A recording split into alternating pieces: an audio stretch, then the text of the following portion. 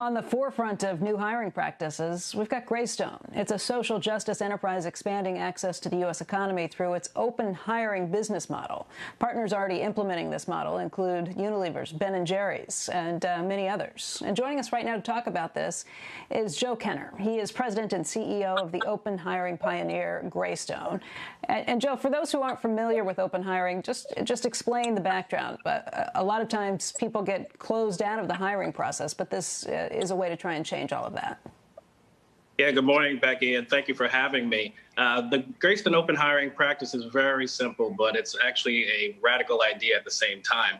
What it means is basically when someone wants to be a baker at our bakery, all they have to do is simply put their name on a list, give us their name, their contact information, and when the next job is available, you get it.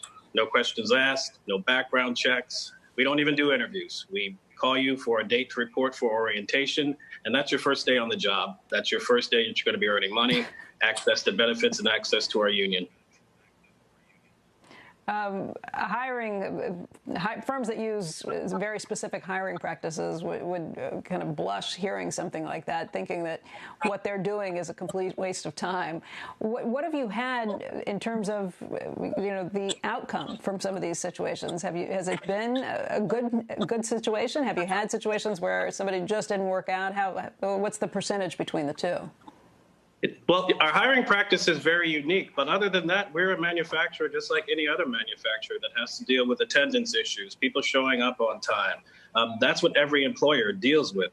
But what folks should be asking is what's the impact of what we're doing and who we're hiring? And open hiring is a non-judgment practice, and it's inclusive hiring at its best. We're bringing in folks that are formerly incarcerated, homeless, recovery. The impact of that is what folks should be thinking about, particularly in this day and age. That's a huge point, but I would say a lot of other employers, before they would pick it up, would want to know what kind of recidivism rates you see, what kind of tardiness you see, or people not showing up for work. How do your rates compare to what every employer deals with on this front? Again, we're just like any other manufacturer in that sense. Our turnover rate is probably at or better than folks that are similarly situated than us. But again, what's unique about us is how we do it and how we open doors of opportunity and access to employment. I think that's a key point. If your turnover rate is half that of other places, why do you think that is? Do you think you're buying loyalty from your workforce? Oh, absolutely. And we hear that from many of our partners, whether it's the body shop. As I don't know if you've seen the article, but they've cut their turnover rate almost by two-thirds, and their productivity is up 13%. Look at units per hour. So there is something to be said about the model and how it's working. Body Shop has just done it, but we've been doing it for 38 years. What about your other partners? How many people are you placing in this program at this point? I know it's a regional program, but do you think it could be something that could be rolled out nationally, too?